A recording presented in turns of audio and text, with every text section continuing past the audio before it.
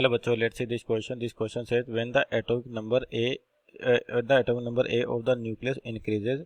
तो आपको ऑप्शन दे रखे हैं, तो बताने हैं कि क्या होगा. तो पहले तो की कॉन्सेप्ट की बात करें. आपके पास यहाँ पर की कॉन्सेप्ट क्या होगा कि आपको जो चार ऑप्शन दे रखे हैं ये आपके पास साइज ऑफ न्यूक्लियस पे बेस्ड है और एनर्जी पर, तो यानी कि स्टेबिलिटी पर बेस्ड है आपके पास. तो कह सकते हैं size of nucleus, size,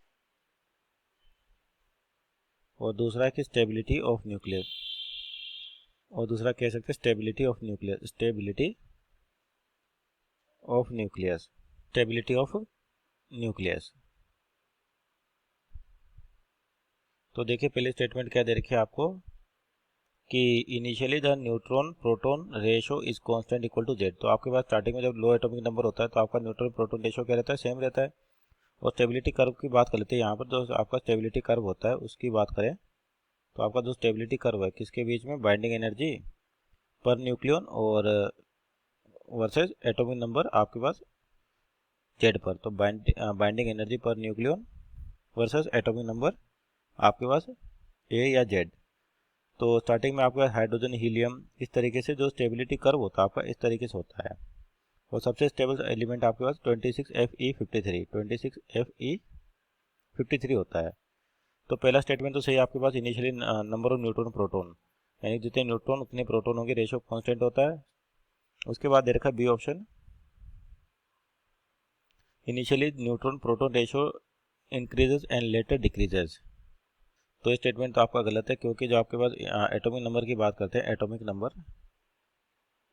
number क्या होता है, बेसिकली इंक्रीजेज होते हैं. एटॉमिक नंबर इंक्रीजेज, तो आपके पास क्या होगा, नंबर ऑफ प्रोटॉन ये भी क्या होंगे, इंक्रीज होंगे. तो एटॉमिक नंबर जैसे इंक्रीजेज होंगे इक्वल टू क्या होगा, नंबर ऑफ प्रोटॉन. और आपका नंबर ऑफ इलेक्ट्रॉन भी बराबर रहता है यहाँ पर.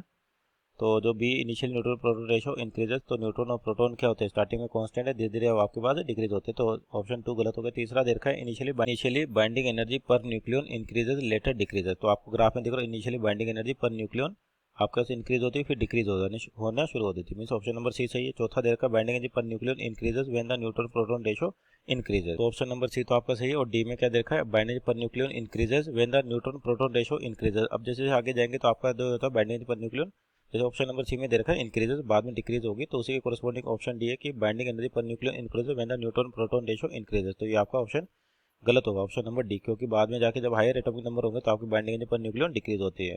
Means option number A and C are our right answer. Hope you understood well. Best of luck.